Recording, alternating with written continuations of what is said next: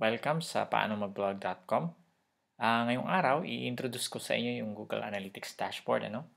So kung napanood niyo yung unang tutorial ng paanomablog.com on how to install Google Analytics, tinuro ko sa inyo yung kung paano mag-install ng tracking code doon sa WordPress blog.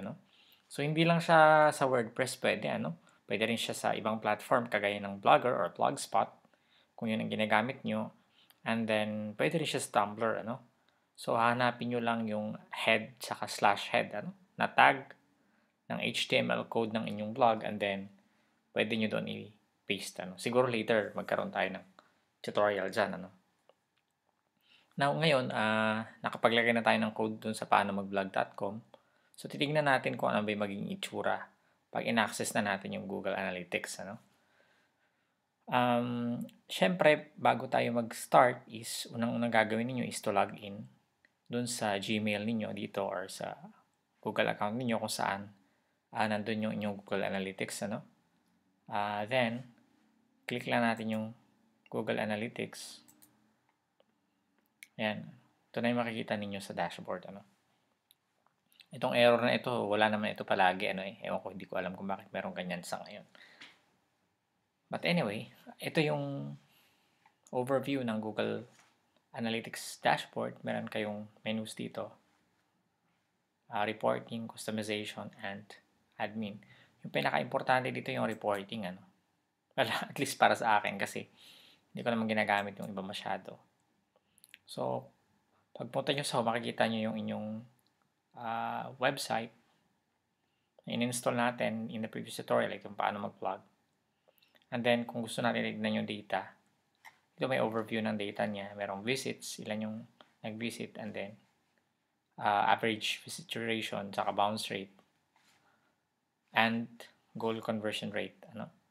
So, pagpunta natin dun sa data niya, ito yung makikita natin. Actually, dun yung sa reporting.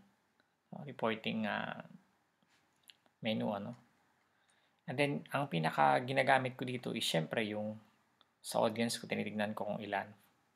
And then, kung saan ba sila galing, ano ba yung gamit nilang technology.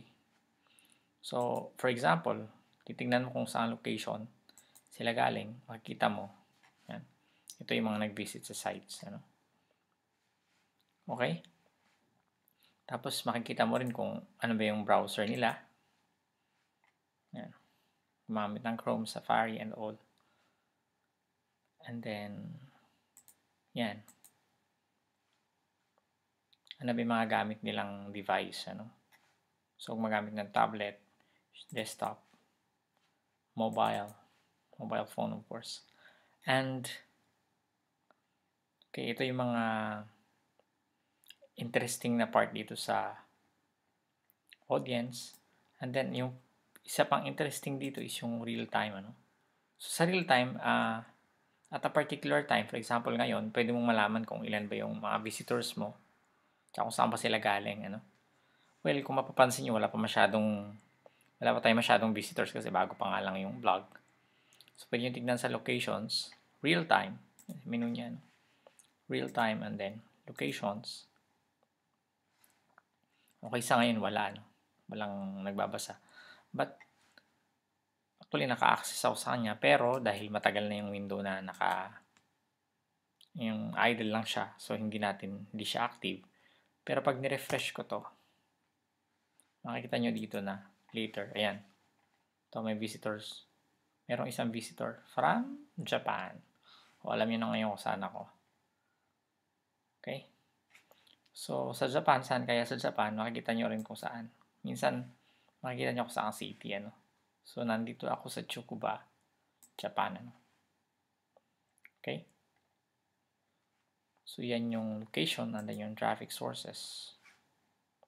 Direct traffic. Ibig sabihin, tinype ko lang yung URL, So, nandito sa overview, makikita nyo kung yan. Mga keywords na ginagamit para mapunta dun sa website.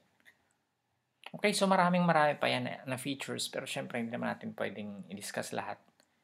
I-aralin nyo na lang din siguro. As you go on, maaaral nyo naman yan kung ano ba yung mga gamit ng mga nandyan na menus. So, siguro later magkaroon pa tayo ng more tutorials on Google Analytics. But for now, siguro i-discuss natin kung ano ba yung importance ng Google Analytics. Bakit ba siya importante? So, kung gumagamit kayo ng advertisement, kagaya ng Google AdSense, kung alam niyo ang audience nyo, for example, lahat ng audience nyo ay galing sa Pilipinas kunwari. So, makikita nyo pwede kayo mag-customize ng ads, Sabihin, pwede yung i-serve nyo na ads ay yung suitable sa mga Pilipino, So, ang result niyan of course is mas maganda or mas higher yung inyong kita. So, aside from that, marami pang iba and siguro later isa-isahin natin kung ano ba yung mga advantages ng paggamit ng Google Analytics. Okay? Yung pinaka-last na i-discuss ko is paano mo kukunin yung tracking code again, So, minsan kasi pag kunwari yung may mga themes na wala silang theme options, so ginagawa ng mga bloggers is nilalagay nila yung tracking code dun sa theme mismo, So, pag nag-update yung theme, usually, nawawala yung mga embedded na codes. So, kailangan mo siyang ilagay ulit. And to get the tracking code, punta kayo dun sa admin menu. And then, ito yung account. Ito yung mga blog. Of course, pwede kayo magkaroon ng more than one blog. And then, pupunta kayo sa tracking info and then tracking code. So, ito yung tracking code. Kakopy nyo ulit yan and then ipipaste. Okay? Okay, so I think yan lang muna sa ngayon. Maraming salamat at sana meron kayong natutunan ngayon. See you in the next tutorial.